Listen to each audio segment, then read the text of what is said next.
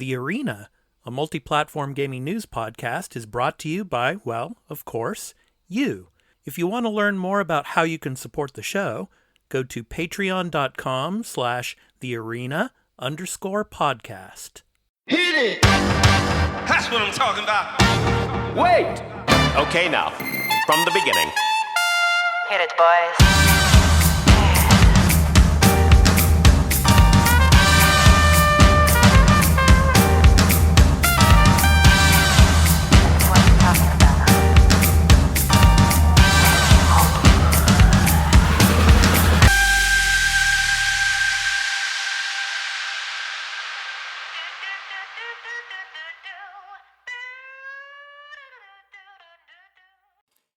Hello, everyone, and welcome into The Arena, a multi-platform gaming news podcast. This is episode 61. I'm your host, Expat, along with my co-host, Burly of BurlyMenGaming on Twitch, who seems to have just woken up. Burly, how you doing, man? I'm doing good. I haven't just woken up, but I've been up for a little bit. Yeah, I'm lazy. I did not make my bed at my parents' house here. Okay. All right. So how's your week been, man? My week's been, how's your week been? My week's been good. It's just been a crazy friggin' week. Like we're now we're going to be going back to the office for work for at least a week. So now I'd say take everything that I've been used to for the last X amount of months, about a year and a half. Now you got to go back to the way it was and slowly get to that chaos. How about you? Yeah. My week's been the same as usual. I did my walk to Yodobashi camera today, just walking around, and we had a new supermarket open. It's called Kamashin. It's a big supermarket close to my my mansion building here. And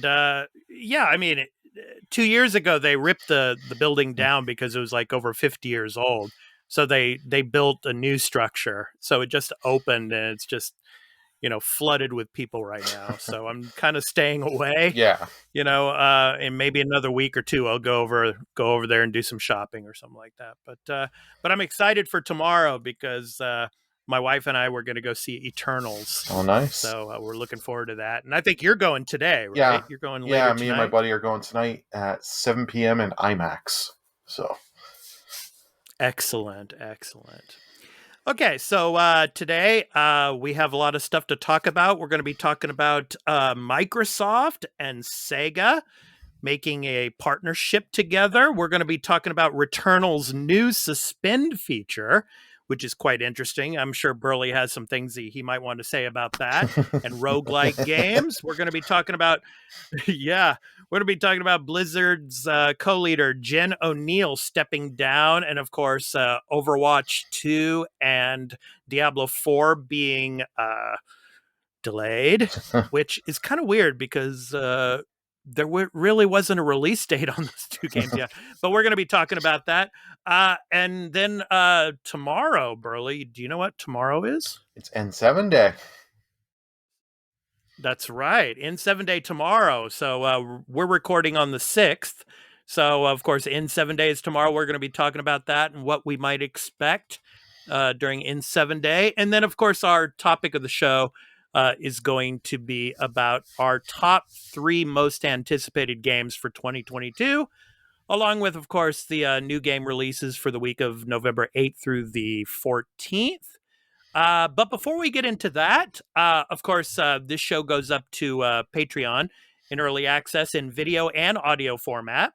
And then our video format after 2 days in early access will go to our YouTube channels at Expat YouTube Gaming and the Arena Citadel channels. And then the audio format will also go up after 1 day to free podcast services over, of course, on Podbean as well as on Spotify and wherever you get your podcasts. Actually, the video, I made a mistake there. Not 2 days early access, but 1 day early access along with the audio episodes. So please look out for that. So before we get into the news beat, here's a brief message about where you can find the podcast. Before the crew discuss what they have been playing, this episode of The Arena, the Multiplatform Gaming News podcast, and the post-show will be going to Patreon in early access for one day after recording. So if you would like to support the show and become a patron at the entry tier 1 level at $1 per month, and get early access to every episode and post-show, as well as listen ad-free, please visit patreon.com/thearena_podcast for further details. Weekly on Sundays, the podcast will be uploaded to all free podcast services. Weekly on Wednesdays for the post-show, where you can find us on any podcast app for iOS or Android, Spotify, Amazon Music, and on Expat's YouTube channels, Expat YouTube Gaming and The Arena Citadel. Just download your favorite podcast app or open Spotify and search for The Arena, a multi-platform gaming news podcast. Subscribe, follow us, post a review, and leave us questions, comments, and feedback if you like, if that feature is available there, and spread the word about the podcast. We also have a Discord called The Arena Podcast, where you can join and chat with the Arena Podcast community, and the podcast website is at thearenapodcast.podbean.com, where you can follow us and leave questions and comments as well. Finally, you can also follow us on Twitter at The Arena, AMPGNP, as well as on Instagram at The Arena_podcast. Now, back to the show. Okay, Burly. Before we get into the news beat, actually, just a quick talk about what we've been playing the past week. In 7 days coming up tomorrow, of course. So this last week, I started jumping back into Mass Effect Legendary Edition. I started playing the first Mass Effect game again, and I'm really enjoying it. I'm enjoying the characters. It's really fun to play. But man, oh man, the facial animations are still pretty bad. I mean, the eyes are like, on Shepard, they don't even blink and stuff. So yeah, I mean, other than that, though, I'm really enjoying it and still playing some Assassin's Creed Valhalla's Discovery Tour. Nice. What about you, man? Did you end up finding yourself in the Citadel in Mass Effect 1? Yeah. Finally, yeah. So what about you, man? What have you been playing? I played a little game called Marvel's Guardians of the Galaxy. I did finish it. You want to hear my thoughts? Go check out our video on Patreon that you and I recorded. So we get the Arena Extra Take, episode 10. Yes, it's still up on Patreon right now in early access, and it's ad free and all. So yeah, cool. All right. Okay, so let's jump into the news beat. So our first story tonight, Burly, we're going to be talking about Microsoft and Sega's partnership, what it means for the future of gaming. So this is from SVG and Jessica Reyes. I'm going to read some of this for you now. So Microsoft and Sega have formed a strategic alliance as of Monday, November 1st, 2021, to further each other's business goals. Most notably, the new partnership will establish a, quote, next-generation development environment, end quote, where Sega can explore ways to build large-scale global games using Microsoft's Azure cloud platform. This includes Sega's new Super Game initiative. Quote, by considering a strategic partnership with Microsoft, we seek to further advance our game development so that our titles can be enjoyed by fans all over the world, end quote, Sega president and COO Sugino Yukio stated in a press release. Quote, in this regard, we aim to build an alliance that utilizes both Sega's powerful game development capabilities and Microsoft's cutting-edge technology and development environment, end quote. So, Burly, I think when it comes to this new alliance, strategic alliance that they're talking about here, I really think that this is going to benefit both Microsoft and Sega, particularly maybe Microsoft when it comes to Sega games in the future, possibly coming to xCloud gaming. Because with Sega using the Azure technology, as is Sony, by the way. Sony actually made a partnership with Microsoft on this as well for Azure.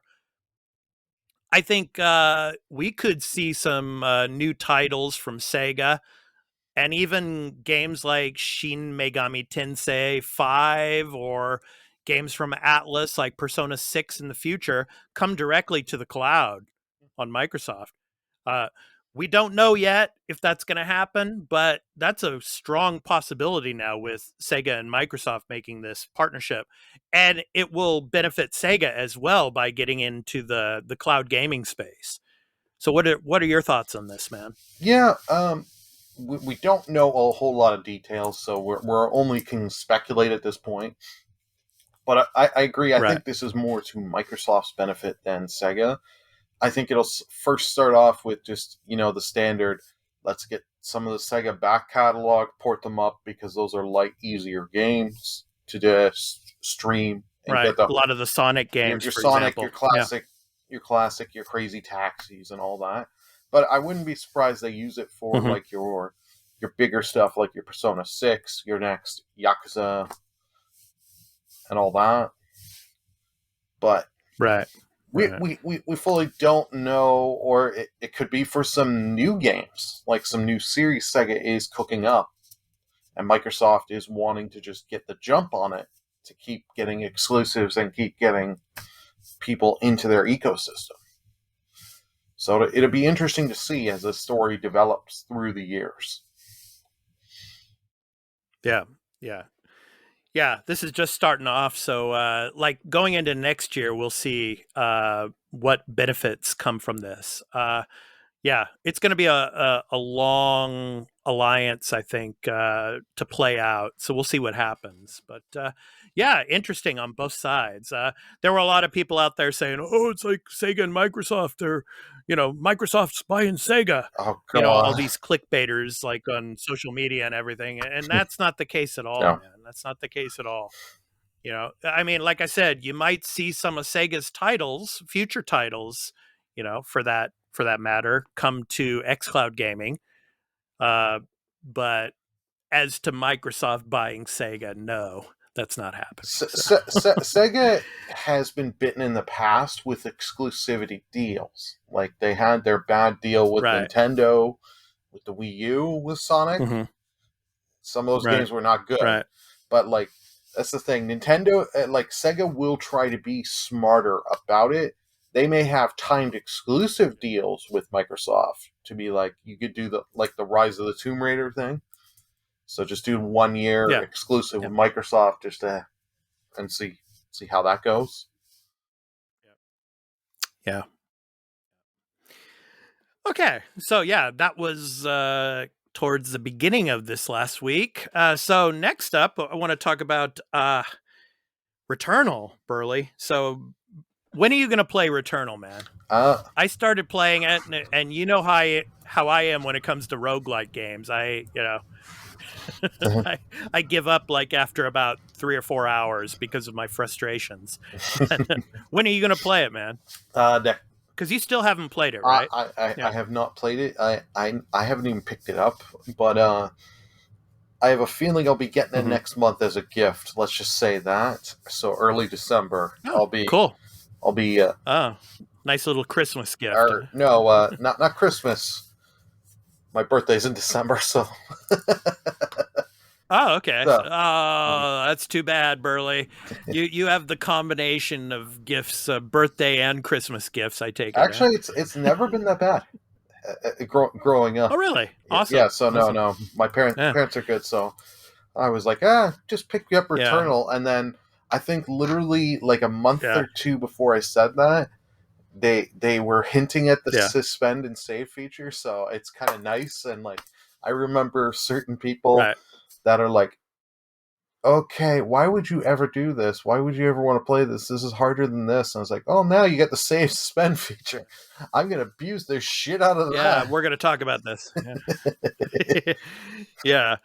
So this is from videogameschronicle.com and Tom Ivan. So Returnal's new suspend feature can be turned into a full save, players find. Users have uncovered an exploit that makes progress much easier. So I'm going to read some of this for you. So Returnal's most recent major update introduced a suspend cycle feature, which lets players pause their cycle and continue it later. It means players can exit the game and turn off their console fully without losing their progress during a session, something that wasn't possible before. So, in an article on the PlayStation blog, game director Harry Kruger stressed that the feature was simply a single-use save state rather than a proper save game option. So, quote, by suspending the cycle, Returnal will simply create a single-use suspend port. And once you resume playing, the suspend point is deleted and cannot be used again, end quote, he explained. However, players have since found a way to manipulate the new feature in order to create an unofficial save point. So going down here, they kind of describe after suspending the save in-game, this one particular person had uploaded it to the PlayStation's cloud servers, and upon dying, he was able to download the save file from the cloud and resume from the point at which the game was suspended. Yeah. So, yeah. And Housemarks Kruger said the suspend feature was designed to, quote, keep the roguelike spirit and high stakes commitment to your run intact while still providing some quality of life convenience for players who like to experience Returnal in shorter bursts, end quote. The feature can't be used during boss battles, cinematics, first-person sequences, or intense combat. Yeah, I'm all for this, man. I'm all for this. Whatever they can do to break the roguelike cycle, that you can actually have a save instead of having to go all the way back to the beginning of the damn game. I'm all for it, man. What do you think of this? I think I'm the same on that, but it's also just having this makes your game more accessible to people. Like, that's why I didn't jump right when this game came out. I was like, no thanks. I can't save. I've got to do everything. And if I die, so if I have a bad run, my controller dies on me, I don't get charge my controller quick enough or something, I'm fucked, right? Like, that stuff I don't like. Like, give me the ability to save. Like, you don't have to make save points every 2 feet, mind you, but like, you give me, I can save every half hour or whatever. At least I have something. And like the whole cloud thing, people have been doing that for other games for years. Like, in the case of like Demon Souls, what I would do on some runs, if I didn't want to re-go through the whole thing, if I got to a boss, entered a boss kicked my ass, I would just instantly after the boss kicked my ass, go to the home screen on my PlayStation, close Demon Souls, relaunch in. And then it would take me right to where the boss is. So that way I didn't have to, go through the level, regain my souls. I know some people don't like that, but it's like, you know what? I don't have time all the time. I'm going to sit and redo all this shit again. Yeah. Now, there's going to be those traditionalists out there that, just love the roguelite and just they love to, fight, get to the bosses and do all of that and then progress, and learn all of the elements of how to fight a boss in the game and everything. But I'm telling you, these companies should be thinking about this more, because they would have more gamers like me hooked on games like Bloodborne or like Returnal or like Dark Souls or like the future Elden Ring coming out next year. If they gave people like me the option, okay, you can save. If you want the roguelike feature and you want to, have the most extreme challenge, then you should have that option as well. But then again, there's a lot of people that give up on these games because they can't save. So, well, the problem is it's a damned if you do, damned if you don't. Because if you don't include this, you lose out on people like us that are like, why would I buy this? I don't have a way. But you keep your hardcore base happy, because I heard people that were getting pissed about this, and it's like, you know what? If you don't want it, you don't need to use it. Like, what's wrong with more options? Because this is the thing. Exactly. Just give us the option. This is the thing, and I'm just going to tease a little thing from what we said in Guardian's review. How I love the difficulty settings in there, because you could customize it. Giving more people a chance to just an easier barrier to entry. And it's like, what's wrong with giving people more options to...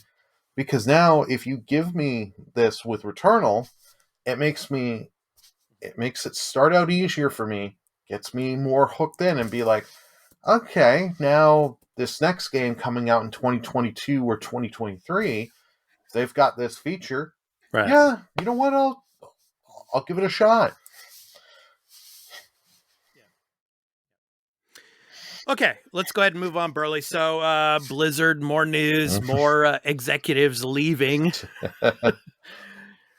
It's almost like every week we're learning that someone from Blizzard Activision is stepping down or moving on or leaving now. So this is from Joseph Knoop over at IGN. Blizzard co-leader Jen O'Neill stepping down from position and leaving company. She leaves fellow co-leader Mike Ibarra in charge. So O'Neill and Ibarra stepped in as co-leaders of Blizzard following President J. Allen Brack's resignation in August. Brack resigned after becoming one of the multiple focal points of California's Department of Fair Housing and Employment's lawsuit against Activision for sex discrimination in the workplace. O'Neill will transition to a separate role at Blizzard until she departs at the end of the year. Ibarra now leads Blizzard effective immediately. Mm-hmm. So O'Neill served as co-leader of Blizzard for just under 3 months. She originally worked as the head of Vicarious Visions, which was owned by Activision and later merged under Blizzard's umbrella. She has worked with Activision for more than 20 years. So yeah, that's a point there to take. So in a blog post, O'Neill elaborated on her decision to depart Blizzard. O'Neill said she intends to focus on promoting diversity and inclusion in the video game industry, but that she's not yet sure what form that will take. Quote, I am doing this not because I am without hope for Blizzard. Quite the opposite. I'm inspired by the passion of everyone here, working towards meaningful, lasting change with their whole hearts, end quote, O'Neill wrote.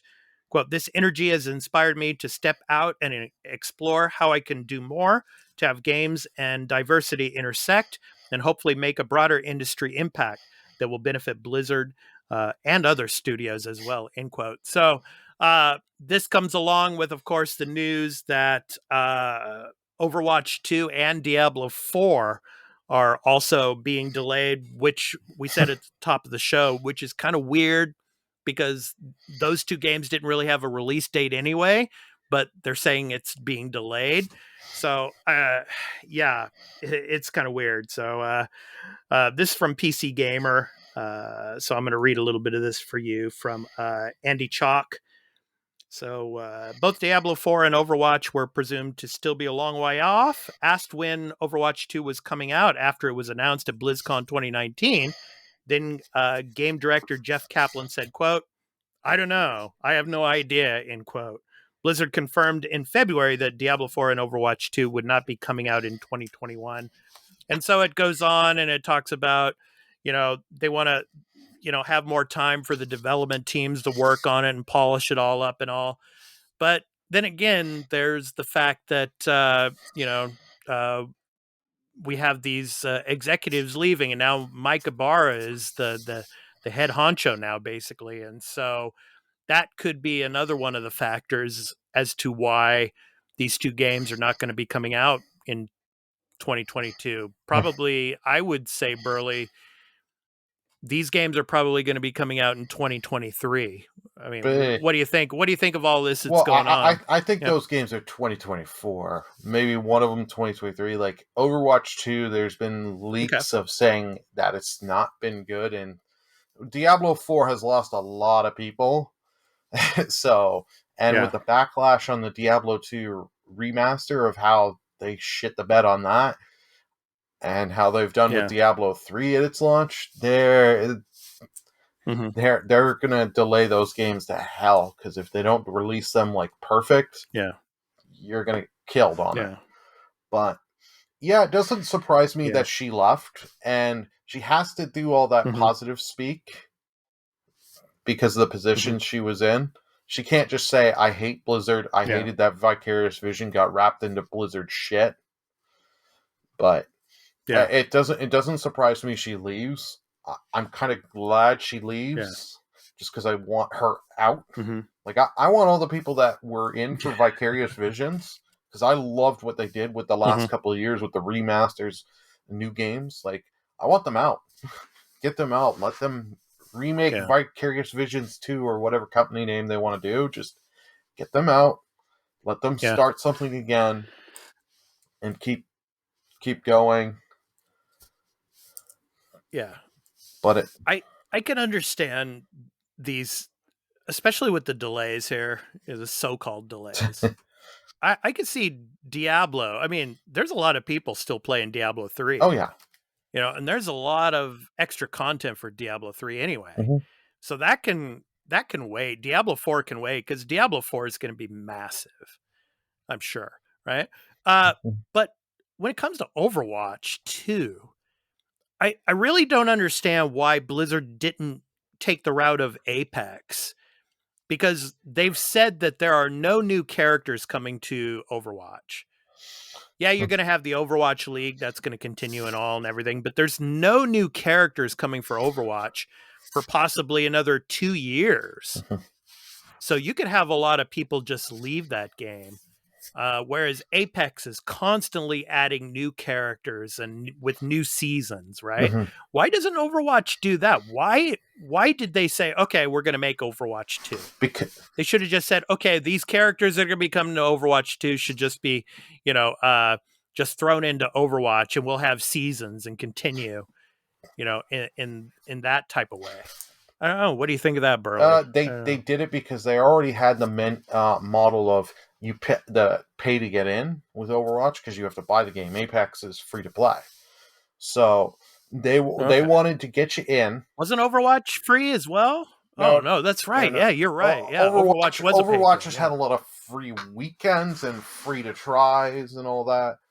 Right, Has constantly gone on sale. Like I thought of trying it, but I've been told, oh, just wait for 2 at this point, because you'll either 2 will come out and be great, or 2 will be a disaster, and everyone's just gonna flag to 1, and you get 1 for like $1.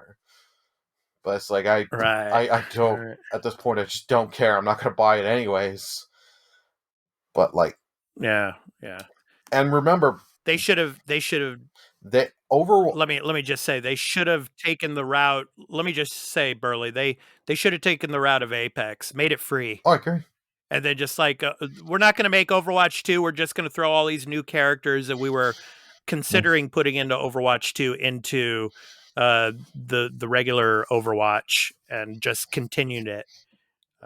Now they have all these problems with management, and Overwatch 2 is going to probably be delayed until like 2023 or 2024, like you said. So, yeah. No, it should have either been free, just added in as like battle passes or whatever, or they could have just done it as an expansion update, like Overwatch the 2020 whatever year update, paid update where you get this, you get that, and they give you shit, right?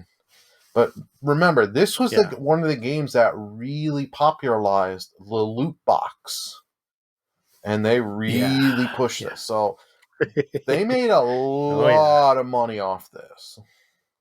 They will continue to keep just. That's their thing. They want to put 2 out. They're gonna say there's not much different, and then people will be like, "Oh, there's this skin for Diva or whatever some of the characters are. Oh, it's an Overwatch 2 exclusive skin." You know, there as much as you and I will say, I don't fucking care. I'm not gonna go.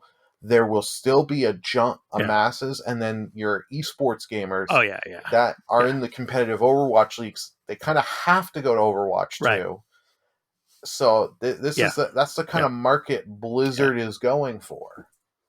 But the more it's still gonna make them a ton of money. Oh yeah, it'll make them a ton of money. But the more and more, the longer this takes, their profits are just going to diminish, and Apex is still rising up. I think Apex has overtaken Overwatch in concurrent players and all that, and popularity. I don't remember because not my cup of tea, not my stuff. But right.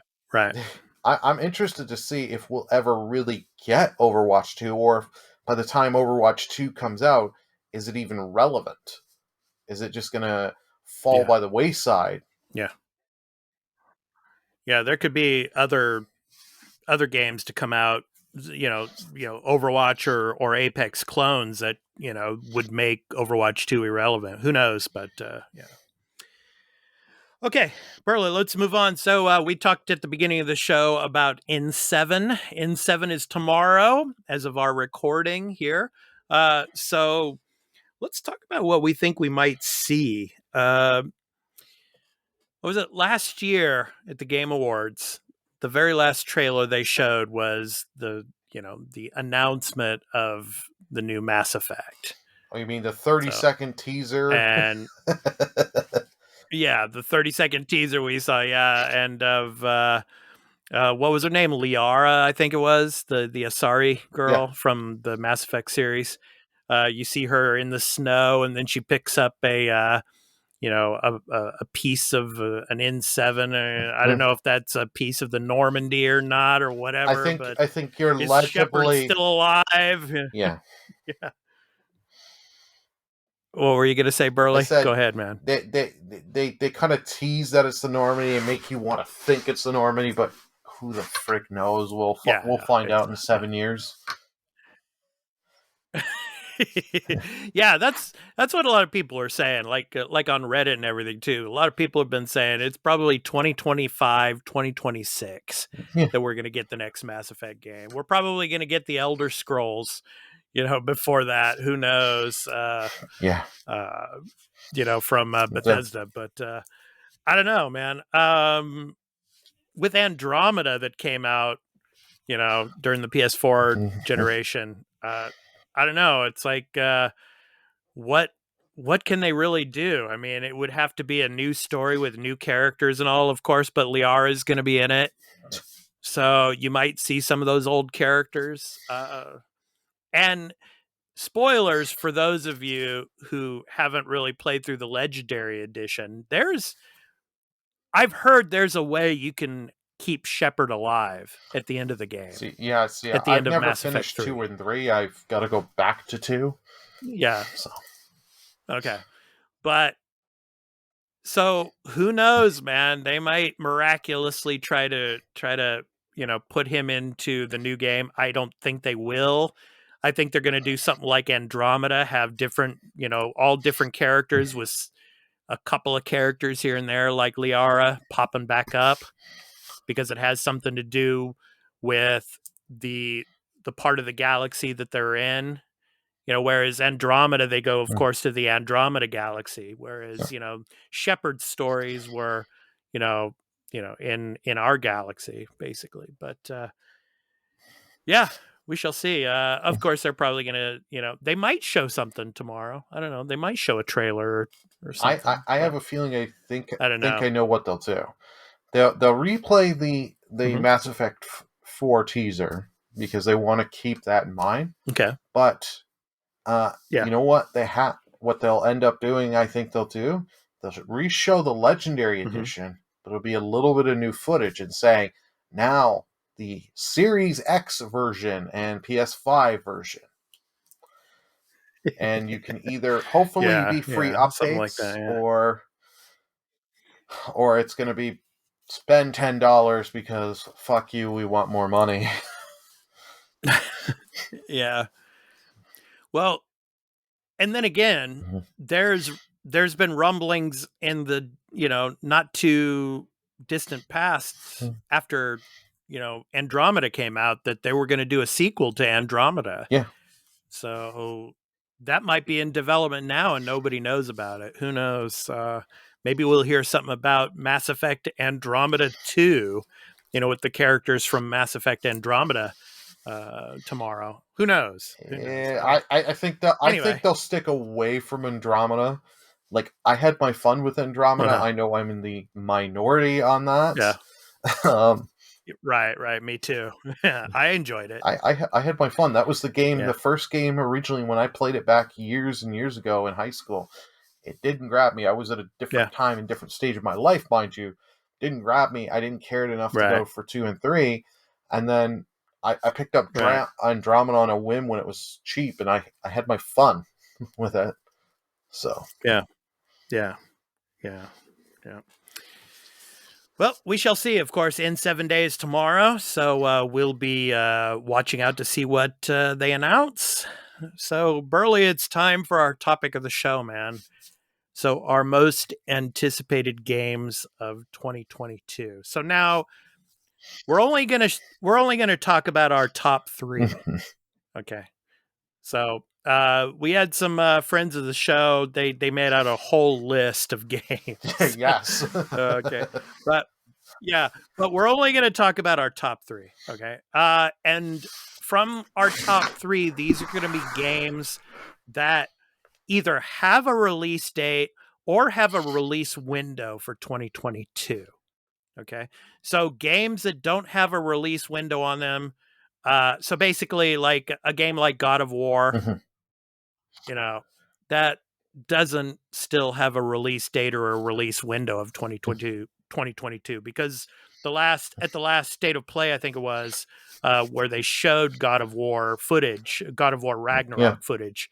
There was no date, no year on the end of the video at all. Yeah. So we still really don't know if it's coming next year or not. So we're going to talk about games that are either confirmed or have, basically confirmed like a release date or a release window. So, Burly, I'll let you start. What's your number 3? My number 3? This one won't shock very many people if you've watched my channel enough. It is Pokemon Arceus Legends. Okay. I am a huge Pokemon fan, but this is doing things different, where you're actually going out and Pokemon will attack at you. There's not your standard Pokeballs. They're using like modified apricorns, which is like in the lore of the series, that's how the Pokeballs are created. So it's kind of be cool that they're doing different things. I know if you see trailers on it, it doesn't show the game running the best. But you know what? They're doing something different. I'm curious to see how this will all come out. And I like finally that this franchise that is how old is finally doing something different with a mainline game. Yeah. Okay. My number 3. You see in here lots of Star Wars posters here in my room. My number 3 is Lego The Skywalker Saga.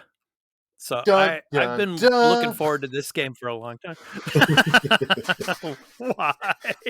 Why? I love the Lego games and I love Star Wars. I've been looking forward to this game for a while, and to have all 9 of the movies put together in one game, and to hear Alec Guinness's voice, which they're actually putting into the the original episode 4. Oh, nice. Yeah, I'm really excited for this. I love playing the Lego games. I've played the Marvel Lego games. I've played the Batman Lego games. I've played the Star Wars Lego games that have come out so far. I think The Force Awakens was the last Star Wars Lego game that's come out. So yeah, man, I'm really looking forward to it. And I always have fun playing it. I always get a good laugh out of them as well.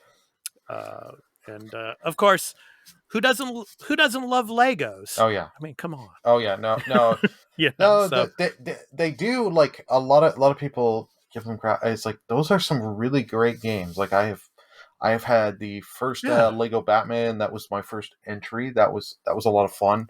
I played, I think, the Revenge of the Sith one for Lego of the Star Wars with like one of my young cousins, and I had fun.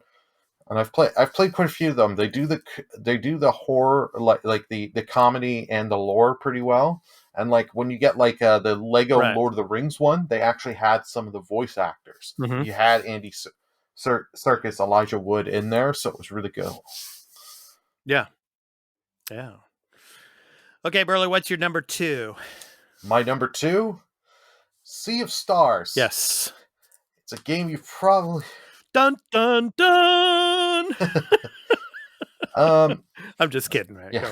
Go ahead, man. That's the running thing. Are you seeing stars right now? Are you seeing stars right now? Yes, they're all above me. It. Oh, no.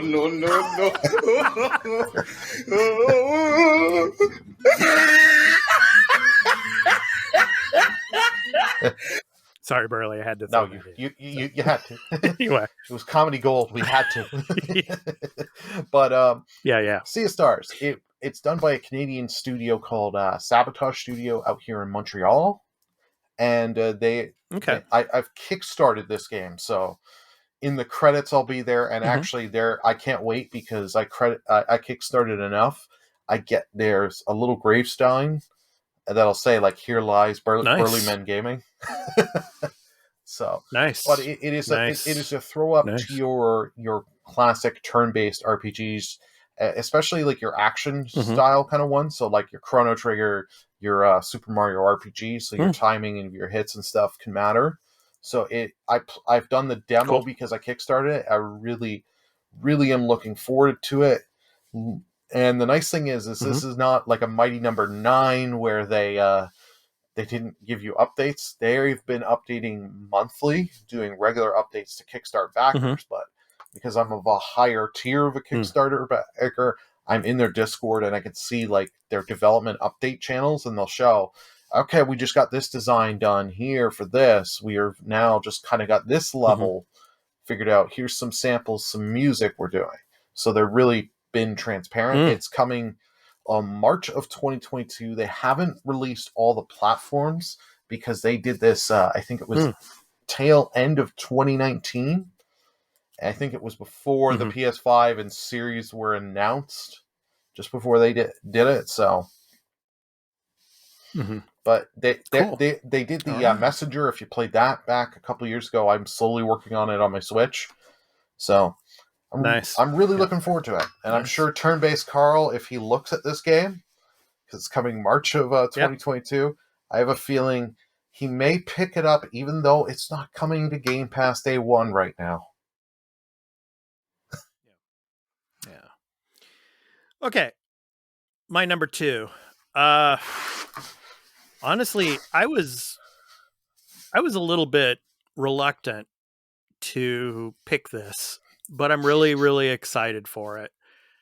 And it has a release date of 11/11/22. And I'm like, is it going to make it next year? Is it really going to make it? I have my doubts.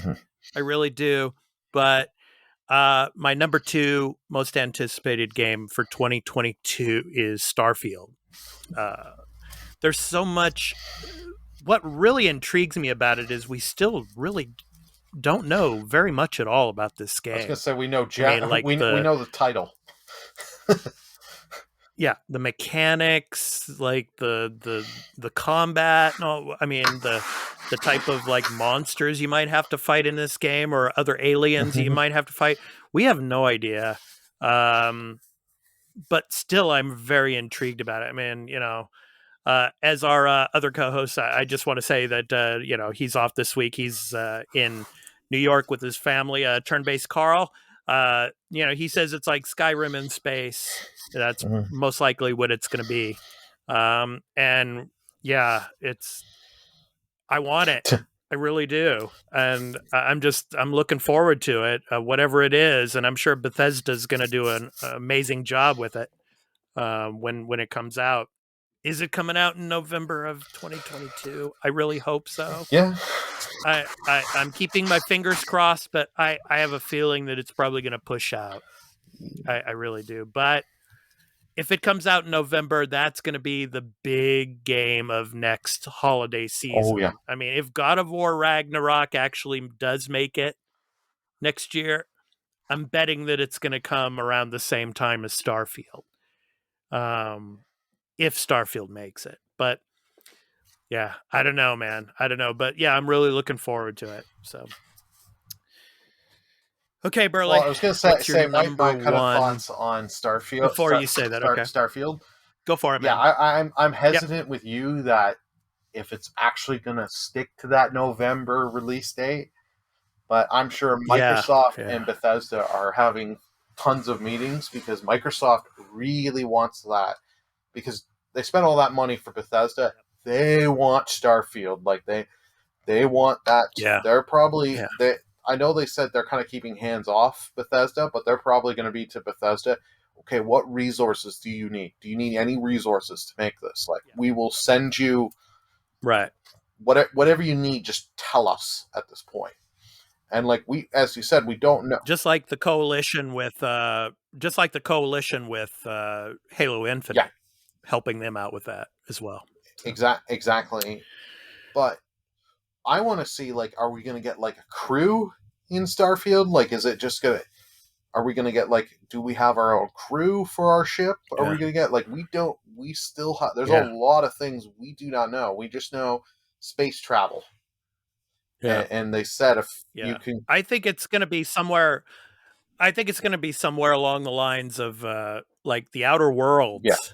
You know, where you have like a particular crew, and then you can go on certain missions, and you can select certain crewmates to go along with you, but in a Bethesda style. Yeah. So I don't know. So yeah, we shall see. Okay, Burly, what's your number one, man? Number one most anticipated game for 2022. Yes. This one shouldn't do any shocking to anyone. I've covered some of the trailers, did some of the state of plays for this. It's Horizon Forbidden West. This is like the first. It's mine too. I'll just say it now. It's mine too. Yeah. Nice. Like this is a game. Like I have it pre-ordered. And I've pretty much told my work, because like I have the one collector's, not the high-end one, but the Steelbook, because I have a problem with Steelbooks. Yeah. I pretty much told my work, my job, I'm like, when this comes out, I am gone for a couple days, streaming and stuff. Call me if the building is on fire. Right. Other than that, don't fucking call me. Like this. The first Horizon game, I got that so late the year it came out, and that was one of the first games with my first AverMedia capture card that I ever streamed and just played with, and I just had a blast with that game. That is such a great game. Yeah, the Frozen Wilds was amazing as well. See, I've yet to do Frozen Wilds. Yeah, and what intrigues me about this is they're going to be in my home region. Of course, I'm originally from the San Francisco Bay Area. San Francisco is my home city back in America. So to look at what San Francisco might look like in like a couple of thousand years with the Golden Gate Bridge and all the vines and everything growing up on it and all the buildings gone. Oh, yeah. And Aloy riding near the Pacific Ocean there. I'm just really intrigued. And I'm, as we've seen from the trailers, of course, you have these different factions that Aloy and her so-called tribe, I guess, are going to be battling against. And they have these new factions have different like droids that they've manipulated and are able to use to their advantage. So, and of course, underwater gameplay as well. That's going to be really cool. Oh, yeah. So, yeah, excited for it. But, I don't know. There were a lot of people talking about like Aloy's facial characteristics, in Horizon Forbidden West, like she's must have put on weight or something like that, and I don't know, man. People. I mean, it's they've got time maybe to fix that, but I mean, it doesn't make much difference to me. No, well, I didn't see that much of a difference. They just put more effort on her face, but people will nitpick the shit out of anything.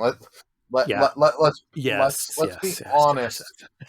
I've seen it, but this is a game I know. Like I'm not the hugest. The open world stuff has over the years it's got me desensitized and numb to this shit. But like the first Horizon, I had a blast searching around, getting up on the tall max and all that, and going to the different encampments and all this and that. Right. Yeah. It's like you said, just people nitpicking and stuff. It's who cares? I mean, once it comes out, it's going to be amazing, and Aloy's going to look amazing as well. So, I still wish this game wasn't a cross game. Like I understand it because Sony wants to just keep the money rolling in, but it's like I really wish this was just a PS5 game, just to be like, this is why you need the PS5. Because like the game loaded pretty quick on just a base PS4, which what I had, but I can't wait to see my PS5 version with that custom SSD just slay on the load times. Yeah. Right. Yeah, I honestly, Horizon Forbidden West would have been number 2 for me if it wouldn't for God of War, Ragnarok not having a 2022 release date. I mean, I'm really excited for Ragnarok, but I think it's probably, I would not be surprised if it doesn't come until 2023. I mean, early 2023, and then Spider-Man comes out like as your big 2023 holiday season game. Yeah, see, that's why I think Sony didn't release a date. And as I said back then, they want to take their time with God of War, because you put out any freaking date, people are going to hold you to it and go nuts and be like, why didn't you release then? You took 6 months extra to make the game better. Why didn't you release then? Like, why didn't you crunch time? Yeah. So they're just wanting to take their time and be smart. So, yeah. And of course, on the Nintendo side of things, of course, Breath of the Wild 2, who knows if that's coming next year or not? We have no idea. But there's probably a lot of people that's their most anticipated game. Oh, yeah. But no release date on that yet. So we don't know. And of course, this week, Nintendo, of course, came out and said, yeah, we're working on a new, system. We're working on new hardware. Yeah. Everybody knew that. That is no surprise. So. And yeah, that's like the worst kept secret. Hey, Nintendo, while you're working on your hardware, how about your online pass? Let's fix that shit. Because you just took a bunch of people's money. Exactly, yeah. And you gave shit back. Right. And of course, everybody knows they're working on a PS6. Everybody knows that they're working on like the Xbox Series 2, Series X2, Series S2, or whatever it's going to be called. They're going to work. They're working on those Microsoft already. Actually, I don't know. I think their next hardware box is just going to be a cloud box, the X Cloud box. It could be. It could be. Wouldn't be surprised. But we don't know, man. Yeah. Okay. So, Burly, I want to talk about the most anticipated games from our other co-host, Turn-Based Carl. Of course, he's off this week, and he's with his family in New York. Yep. But he sent me his top 3 most anticipated games for 2022. And number 3 on his list was Horizon Forbidden West. Yeah.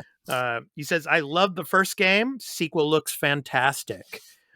His number 2 most anticipated game, Triangle Strategy. Yeah. He says, feels like the spiritual successor to Final Fantasy Tactics. So I'm assuming it's a turn-based game, of course. You should.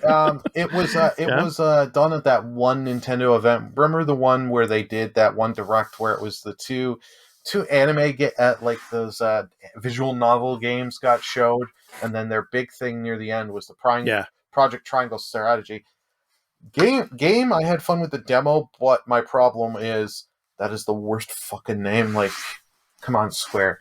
You couldn't take more than 5 minutes. Like, yeah. And his number one most anticipated game is Starfield. So he says, who isn't excited for Skyrim in space? Can't wait to play a new IP from the team behind The Elder Scrolls and Fallout. So, and he puts as a side note here, I considered God of War Ragnarok at number 3, but it didn't even have a release year on the last trailer. Yeah.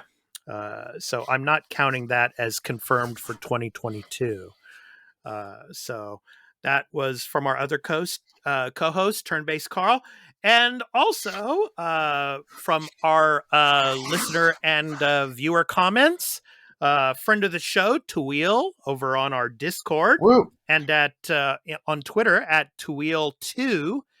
He gave us some of his most anticipated games, and he gave us a whole list. Yeah. So I'm going to read them off here. Mario plus Rabbids, Sparks of Hope. Triangle Strategy, so with Turn-Based Carl. Horizon Forbidden West is another one. God of War Ragnarok, but then again, that's not confirmed. Lego Star Wars, The Skywalker Saga, of course. River City Girls 2, he also mentioned. And TMNT, Shredder's Revenge. Advance Wars 1 and 2, Reboot Camp. Oh, yeah, that got pushed back. Digimon Survive. Yeah, Digimon Survive. That's, of course, the Japanese pronunciation. Digimon here. For all of you English pronunciation fans out there, yeah, Digimon. Yeah, Digimon Survive. Star Ocean, The Divine Force. And kind of as a joke, the last one that he put down was Cyberpunk 2077. hey, maybe there'll actually be... Yeah. Who am I kidding? It won't.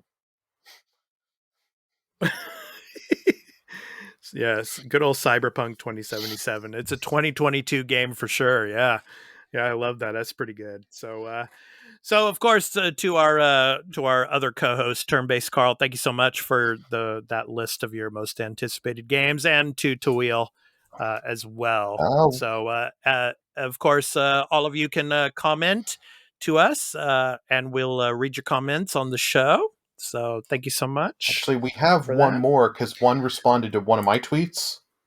When I okay, go for it, Burly. Go ahead and I thought you had grabbed it, so just give me a quick moment here to grab it because it's one of my moderators. So, one of my moderators and viewers, Z. Okay. He had give me 2 seconds. Just why do I? Yeah, no problem. No problem. We go.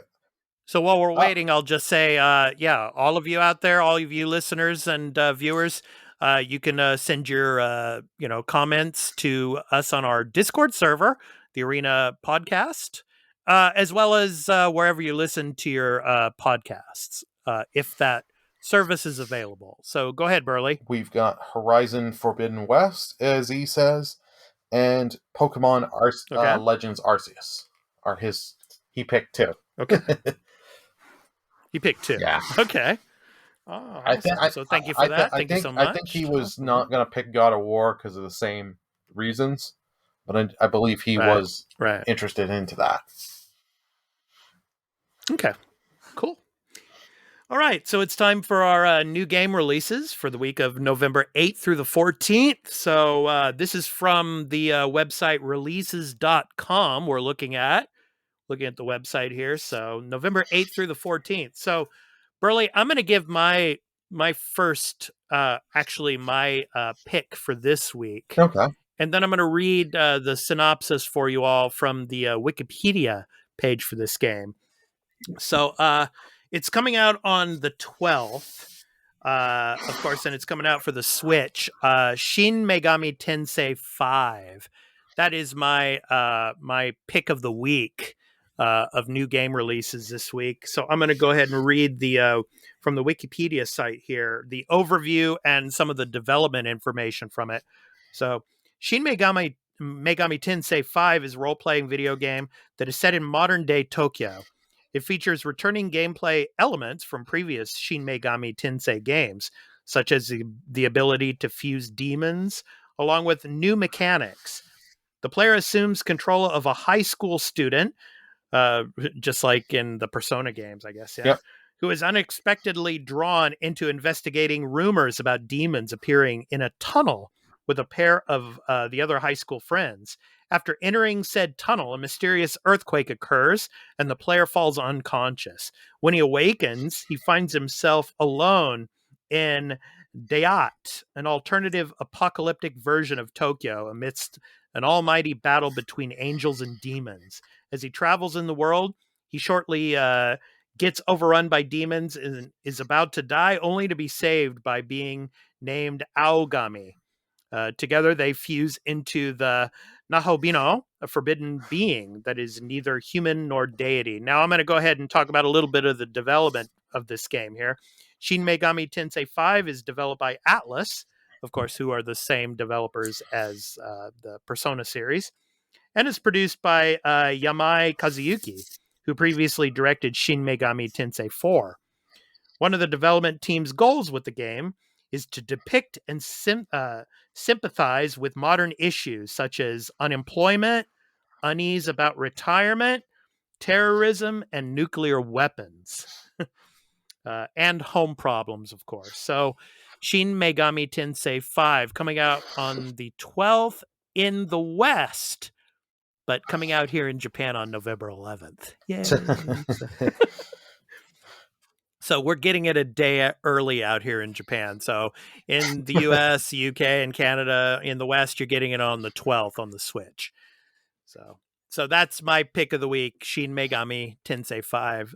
Burly, what's your pick of the week? My pick of the week may surprise some people, but it is Forza Horizon 5, coming Tuesday, November 9th. Awesome. Your ultimate Horizon adventure awaits. Explore the vibrant and ever-evolving open-world landscapes of Mexico with limitless fun, driving action, and hundreds of the world's greatest cars. Sorry. You're so bored to talk about Forza. No, it's not that. I have not had coffee. I'm just I kidding. haven't had coffee. I haven't had spiritual opium. So okay, yeah, that makes sense. Okay. Yeah.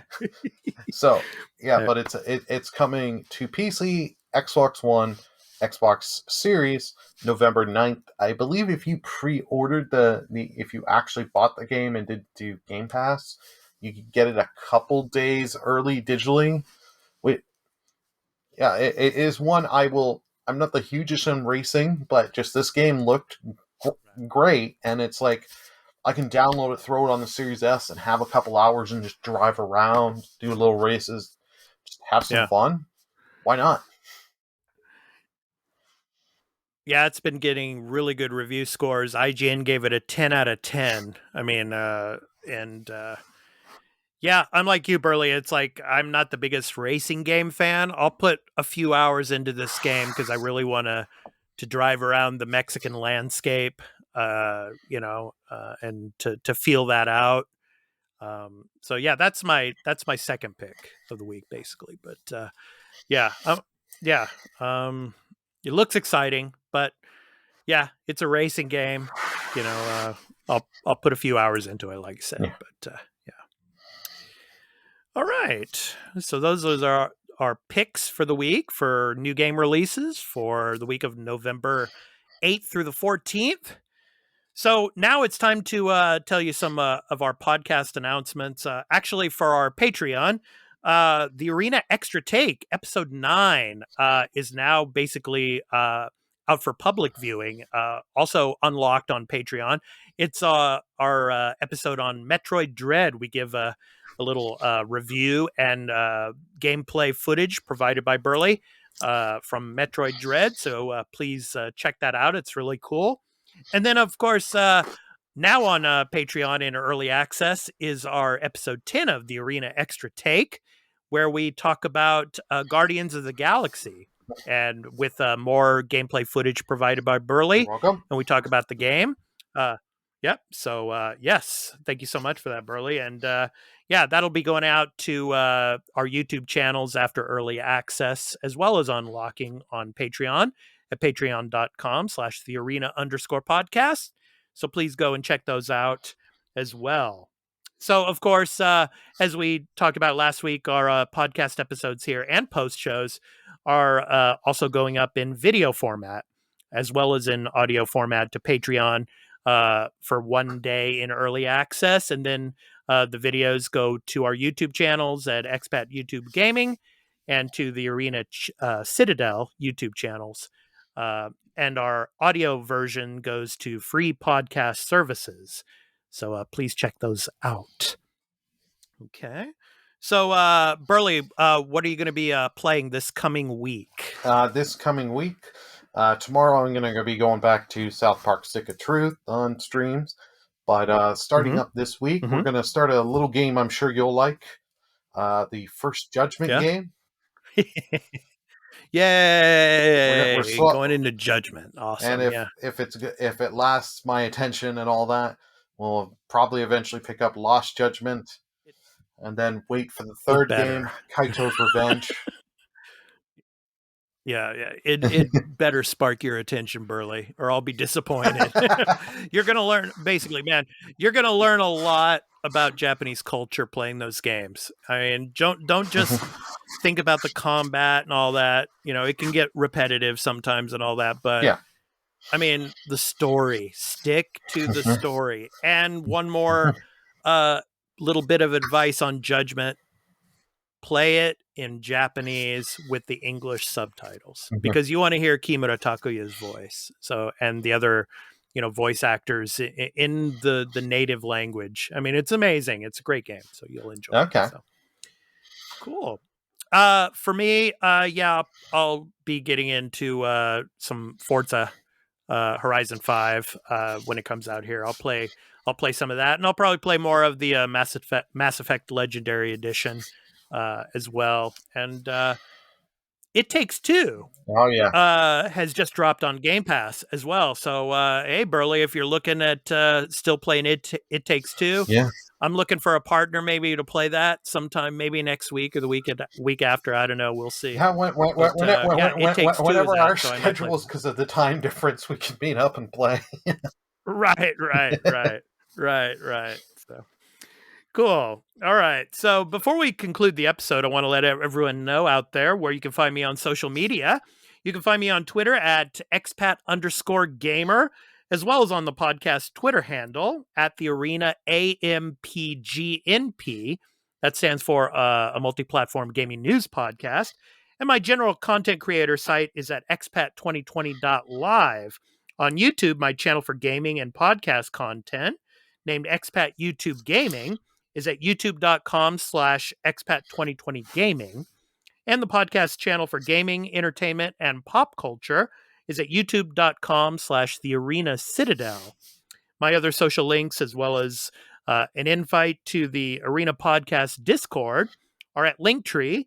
That's at linktr.ee/expat2020. That does it for me. Burly, where can people find you on social media? You can find me on Twitter at BurlyMenGaming.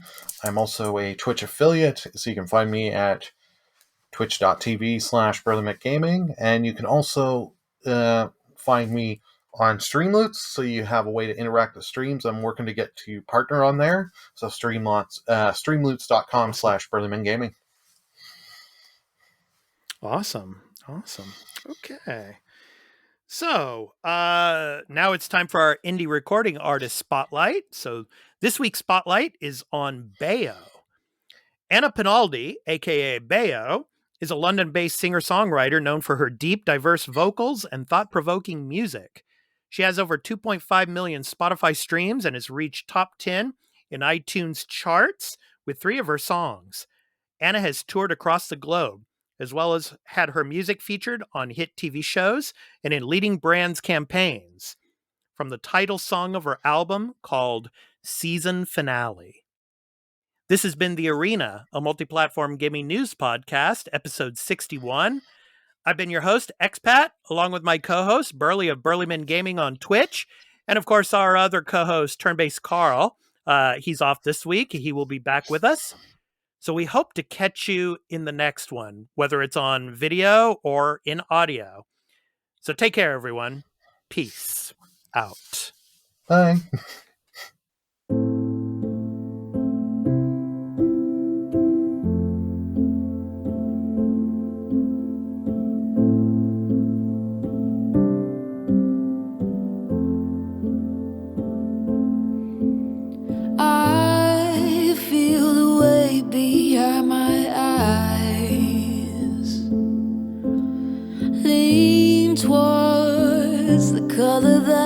lies within. Nothing between you and I. Still you right there under my skin. I've been waiting, I've been waiting. There's no fault lines to crack and leave me aching. Thinking on a fault line, it leaves me numb, but it's something that might never come. So I'll be waiting here in your arms. There was a silence deep inside, held on a wish and gone with the wind. A whisper, just give me a sign, 'cause I'm right here, beyond and within. I've been waiting, I've been waiting. There's no fault lines to crack and leave me aching. Thinking on the fault line, it leaves me numb, but it's something that might never come. So I'll be waiting here in your arms.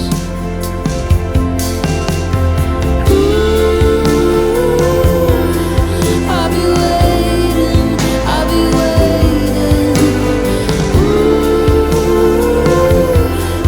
I'll be waiting, I'll be waiting. I'll be waiting, I'll be waiting. I'll be waiting, I'll be waiting. I've been waiting, I've been waiting.